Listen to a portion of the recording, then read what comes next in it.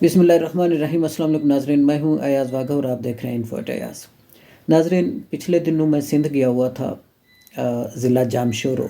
की तहसील सेवन शरीफ।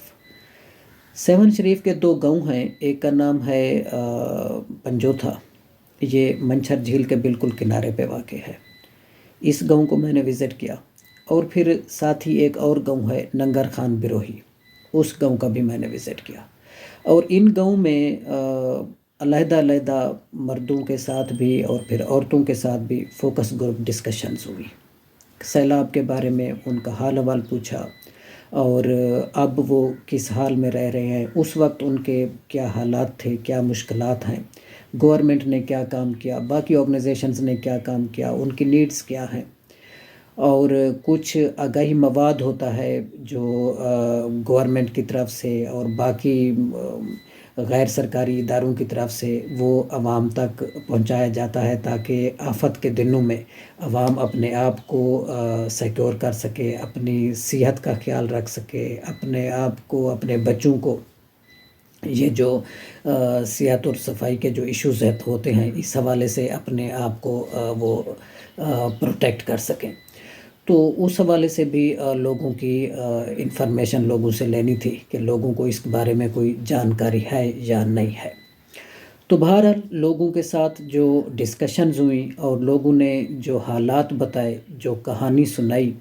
वो बहुत तकलीफ़देह है, बहुत दर्दनाक है। तो मैंने चाहा कि मैं आप दोस्तों के साथ मेरा जो तजर्बा है वो थोड़ा सा शेयर करूं, ताकि आपको पता चले कि इस सैलाब की वजह से लोग किस हाल में रह रहे हैं और पहले सैलाब से पहले लोगों के क्या हालात थे। वो भी कोई ज़्यादा बेहतर नहीं थे, अच्छे नहीं थे। सिंध के लोग, बहुत सारे लोग जो है ना, वो बहुत ही एक दर्दनाक सिचुएशन में रहते हैं। बहुत ही वो बेचारे गुर्बत की चक्की में पिस रहे हैं जो गरीब लोग हैं। तो उनके हालात बहुत बुरे थे, बहुत ही तकलीफ़देह थे। और जो सबसे ज़्यादा तकलीफ़देह बात थी उनके लिए, और मुझे भी वो उसने बहुत ही तकलीफ़ पहुंचाई, वो ये कि ये दोनों गांव सिंध के जो चीफ़ मिनिस्टर हैं, वज़ीर आला जनाब मुराद अली शाह साहब का हल्का है। ये दोनों गांव उनके हल्के में आते हैं और वो यहाँ से इलेक्ट होकर अब दूसरी बार चीफ़ मिनिस्टर बने हुए हैं। और जब मोहतरमा बेनज़ीर भुट्टो ज़िंदा थी, तो प्राइम मिनिस्टर बनी थी, तो उस वक्त मुराद अली शाह के वालिद साहब चीफ़ मिनिस्टर बने थे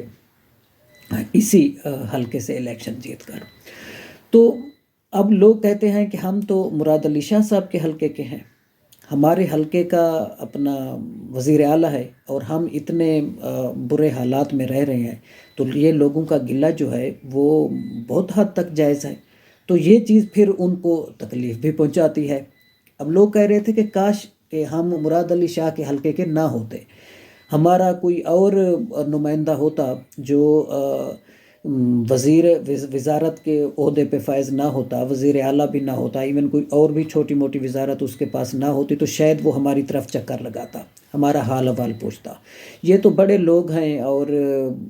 नस्ल दर नस्ल ये रूल करते आ रहे हैं इस सूबे पे, तो वो उनको हमारा कोई ख़्याल नहीं है और वो हमारी तरफ आते भी नहीं और हमारा हाल अहवाल भी नहीं पूछते। तो बहरहाल उनका जो गिला है वो बहुत हद तक जायज़ है। मुराद अली शाह साहब को एटलीस्ट अपने हलके का तो ख्याल रखना चाहिए, और अपना हलके के भी वो लोग जो बिल्कुल उसके पड़ोस में हैं। मतलब जो एक नंगर खान बिरोही जो गांव है, वो मुराद अली शाह का जो गांव है उससे हार्डली कोई 3 किलोमीटर के फासले पर है। तो वो बिल्कुल उनके पड़ोस में हैं, तो अपने पड़ोसियों का तो कम से कम ख्याल रखना चाहिए। आपका अपना हलका है, आप वहाँ से वोट लेते हैं, फिर आपके हमसाए हैं, उनके अपने हुकूक होते हैं, और वो इस तरह की अगर इंतहाई ख़तरनाक और इंतहाई जो है वो तकलीफ़देह सिचुएशन में रह रहे हैं, तो फिर तो ये इंतहाई शर्मनाक बात है वज़ीर आला साहब आपके लिए। तो मैं थोड़ा सा जो नंगर खान बिरोही जो गांव है उसकी जो हालत मैंने देखी है, جو وہاں کی سچویشن ہے، جس حال میں وہ لوگ رہ رہے ہیں، وہ ذرا آپ دوستوں کو تھوڑی ڈیٹیل میں بتانا چاہتا ہوں۔ وہ یہ ہے، یہ والا جو گاؤں ہے یہ تقریباً کوئی 125-30 گھرانوں پر مشتمل ہے، اور وہاں کے جو اور وہ لوگ کہہ رہے تھے کہ وہ زمیندار لوگ ہیں، یعنی ہر ایک کے پاس تقریباً کوئی کم از کم 5-7 ایکڑ زمین وہاں کا ہر ایک خاندان جو ہے نا وہ رکھتا ہے اتنی زمین۔ بڑے بڑے زمیندار بھی ہیں، 300-300 ایکڑ، 500-500 ایکڑ کے بھی زمیندار ہیں۔ وہاں کا جو وڈیرا ہے وہ اس کے پاس تو شاید 800-1000 ایکڑ کے قریب اس کے پاس زمین ہے، لیکن وہ وہاں رہتا نہیں ہے۔ یہ بڑا المیہ ہے کہ وہاں کے جو وڈیرے ہیں، جو لوگ ہیں، وہ خود اپنے گاؤں میں نہیں رہتے، وہ اپنے بچوں کو پڑھانے کے لیے، اپنی لگژری لائف کے لیے تو وہ کراچی میں رہ رہے ہیں، حیدرآباد میں رہ رہے ہیں، جامشورو میں رہ رہے ہیں، تو وہ شہروں میں رہتے ہیں۔ تو وہ اس گاؤں کا رخ اس وقت کرتے ہیں جب انہوں نے الیکشن جیتنا ہوتا ہے، تو اس وقت وہ اپنے گاؤں کا رخ کرتے ہیں، اور وہاں پہ آتے ہیں، لوگوں سے اپنی خدمت بھی کراتے ہیں، ووٹ بھی لیتے ہیں، پھر الیکٹ ہو کر پھر غائب ہو جاتے ہیں۔ اول تو وہ الیکٹ نہیں ہوتے۔ میں تو یہ جو ہمارے ملک میں جو الیکشن ہوتا ہے یہ ایک ڈھونگ ہے، یہ ایک فراڈ ہے، میں اس کو الیکشن سمجھتا ہی نہیں ہوں، ٹھیک ہے۔ بہرحال اس کو ہم سب الیکشن کا نام دیتے ہیں، لیکن وہ الیکشن نہیں ہوتا۔ یہ لوگوں کا یہ جو بڑے بڑے نام ہیں نا، مطلب جس طرح مراد علی شاہ، زرداری صاحب خود ہو گئے، بلاول ہو گیا، اسی طرح مطلب یہ شہباز شریف، دوسرے، یہ ان کا بیسیکلی ووٹ کے اوپر، ووٹر کے اوپر ڈیپینڈ نہیں ہوتا، ٹھیک ہے۔ تو ان کو ووٹر سے کوئی سروکار بھی نہیں ہوتا، ان کو جتوایا جاتا ہے، ٹھیک ہے۔ میں نے لوگوں سے کہا، میں نے کہا اگر آپ ووٹ اگر آپ کی یہ حالت ہے تو آپ پھر ووٹ کیوں دیتے ہیں اس پارٹی کو؟ وہ کہتے ہیں ہم ووٹ نہ بھی دیں دین بھی ٹھپے لگوائے جاتے ہیں، ہم سے زبردستی ٹھپے لگوائے جاتے ہیں، ٹھیک ہے۔ تو اس طریقے سے تو یہ الیکشن جیت کر آتے ہیں، تو پھر انہوں نے کیا مطلب اپنے ووٹرز کا خیال رکھنا ہے، لوگوں کا خیال رکھنا ہے۔ بہرحال اس گاؤں کے میں ایک لیٹرین نہیں ہے، ایک بھی۔ وہاں کی عورتیں، مرد، بچے کھلے عام پخانہ کرتے ہیں، گاؤں کے ارد گرد گندگی کے ڈھیر لگے ہوئے ہیں، اور اسی گندگی کے اوپر مچھر اور مکھیاں بیٹھتی ہیں، پھر وہ جا کے لوگوں کی خوراک اور لوگوں کے برتنوں کے اوپر بیٹھتی ہیں، تو جس کی وجہ سے لوگ جو ہیں وہ بے شمار بیماریوں کا شکار ہیں۔ 70% اس گاؤں کے لوگ جو ہیں وہ اپنا ہیپاٹائٹس، یرکان کی بیماری میں مبتلا ہیں، ٹائیفائڈ کی بیماری میں مبتلا ہیں، اور جناب وہاں پہ جلد کی بہت سے لوگوں کو بیماریاں ہیں، اور پھر وہاں پہ اپنا یہ پولیو کے بھی 1-2 پیشنٹ ہیں، اور پھر وہاں کے جو تقریباً کوئی 20 سے زیادہ بیوہ عورتیں ہیں اس گاؤں میں، کیونکہ اس گاؤں کا رواج ہے، وہ کہہ رہے تھے کہ ایک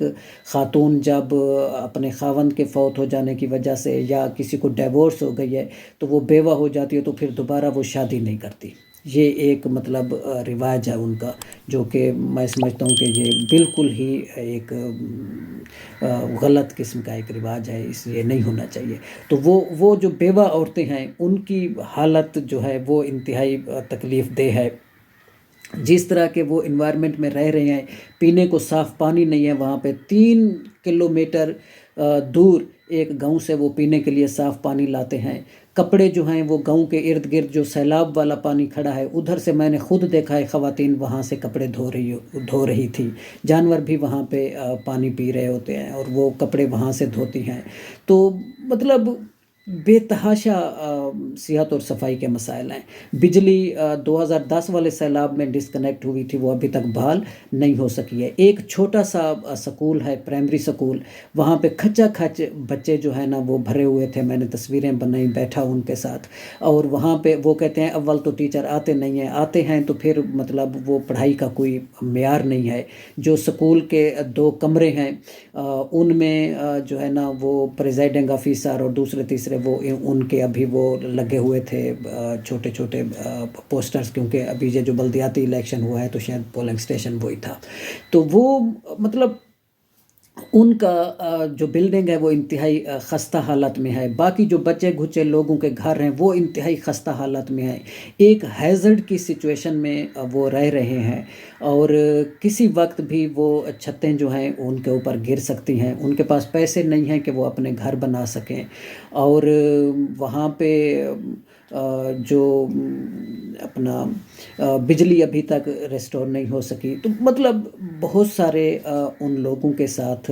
مسائل ہیں، بہت سارے، لیکن حکومت کی ذرا بھر بھی ان کی طرف توجہ نہیں ہے، اور کوئی اور ادارہ بھی کوئی خاطر خواہ کام نہیں کر رہا ان کے لیے۔ ایک 2010 والے سیلاب کے بعد ایک فلٹریشن پلانٹ لگایا گیا تھا، وہ ناکارہ ہو چکا ہے، اس کا مشینری جو ہے وہ بالکل تباہ ہو چکی ہے، اور پھر ایک ڈسپنسری ہے وہ فنکشنل نہیں ہے، بہت عرصے سے بند پڑی ہے، اس کی بلڈنگ بھی جو ہے وہ جگہ جگہ سے کریکس ہیں، اور مطلب وہ تباہ ہو چکی ہے، تو اس کی کوئی نگرانی نہیں ہے، کوئی دیکھ بھال نہیں ہے۔ دراصل اس طرح کی چیزیں لگاتے ہیں پیسہ بنانے کے لیے، ٹھیک ہے، ایک ڈسپنسری لگا دی وقتی طور پہ، تھوڑی بہت مشینری ادھر بھیج دی، کچھ دنوں کے لیے ڈاکٹر بھی ادھر بھیج دیا، وہ پروجیکٹ ہوتا ہے کروڑوں روپے کا، چند لاکھ اس کے اوپر لگا دیے، باقی پیسے ہڑپ کر لیے، کرپشن کر لی، اور پھر بعد میں اس کی کوئی دیکھ بھال کا کوئی سسٹم نہیں ہوتا۔ تو بہرحال یہ جو جس سسٹم کے اندر ہم رہ رہے ہیں جمہوریت، بیسیکلی یہ ایک ڈھونگ ہے، اس کے اندر عام آدمی کی فلاح تو ہے نہیں، ٹھیک ہے، یہ ہے ایک رولنگ ایلیٹ کو جو پروٹیکٹ کرنے والا سسٹم ہے، تو اس کے اندر عام آدمی تو سدھر سکتا نہیں، یہ میرا ماننا ہے، آپ لوگ اس سے اتفاق کریں یا نہ کریں۔ باقی ووٹرز کے اوپر یہ جو لوگ ہیں ان کا ڈیپینڈ نہیں ہوتا، الیکشن دھاندلی زدہ الیکشن ہوتے ہیں ہمارے ملک میں، تو وہ جس طرح ووٹ دیں نہ دیں وہ الیکٹ ہو کے وہ ہمارے اوپر مسلط ہو جاتے ہیں۔ ایک اور تکلیف دہ بات جو میں آپ دوستوں کو بتانا چاہتا ہوں وہ جو ہے کہ لوگ کہہ رہے تھے کہ جب تک بھٹو صاحب زندہ ہیں ہم مر رہے ہیں، جب بھٹو صاحب مریں گے تو ہم زندہ ہوں گے، ٹھیک ہے، تو یہ بہت تکلیف دہ بات ہے، کیونکہ میں خود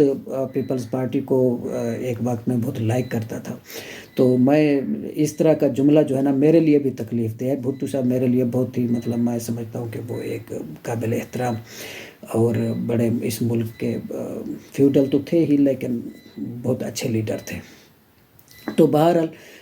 بہت ہی تکلیف دہ سچویشن تھی، یہ ذرا میں نے چاہا کہ آپ دوستوں کے ساتھ شیئر کر دوں۔ ایک اور بات وہ یہ کہ اب خواتین نے مجھے بتایا کہ ہم جو ہے نا اگر انہیں ووٹ نہ دیں تو یہ اب ہمیں ایکسپلائٹ کرتے ہیں پیپلز پارٹی والے کہ اگر ہمیں ووٹ نہیں دیں گے تو پھر ہم آپ کا بے نظیر کارڈ جو ہے وہ کینسل کر دیں گے۔ یہ کتنی تکلیف والی اور بے رحمی اور ایک میں سمجھتا ہوں بدماشی ہے یہ گورنمنٹ کی، کہ آپ نے اول تو جو کچھ مطلب سوچ سمجھ رکھنے والے لوگ ہیں وہ تو کہتے ہیں اس پروگرام کو ہی وہ ایک مطلب کہتے ہیں کہ یہ اس پروگرام نے بھکاری بنایا ہوا ہے، یہ پروگرام صحیح نہیں ہے، نہیں ہونا چاہیے، اور اگر ہے بھی صحیح کچھ لوگوں کو اس کا فائدہ بھی ہو رہا ہے، تو کچھ مطلب منتھلی ان کو 2-1 ہزار مل جاتے ہیں، تو وہ آپ پھر ووٹ لینے کے لیے انہیں ایکسپلائٹ کریں کہ یہ ہم آپ کا کینسل کر دیں گے اگر ووٹ نہیں دیں گے، تو پھر کہاں گئی لوگوں کی آزادی؟ ٹھیک ہے، تو یہ پھر آزاد تو نہ ہوا ووٹر نا، تو ہمارے ملک میں نہ ووٹر آزاد ہے اور نہ ہی ہمارے ملک میں آزادانہ الیکشن ہوتے ہیں، پورا کا پورا یہ ایک فراڈ ہے الیکشن، فراڈ الیکشن کے ذریعے یہ ہمارے اوپر مسلط ہوتے ہیں، رول کرتے ہیں، اور پھر عوام کی تباہی آپ دیکھ رہے ہیں، دن بدن ہم پیچھے کی طرف جا رہے ہیں۔ تو یہ تھوڑی انفارمیشن میں نے آپ دوستوں تک پہنچانا چاہی، میں سمجھتا ہوں کہ آپ کو پسند آئی ہوگی، اور آپ اس ویڈیو کو اپنے باقی دوستوں کے ساتھ شیئر کریں، اس چینل کو بھی سبسکرائب کریں، اور اپنا اور اپنے چاہنے والوں کا بہت خیال رکھیے گا۔ اب آپ سے ملاقات ہوگی انشاءاللہ اگلے ویلاگ میں، تب تک کے لیے اللہ حافظ۔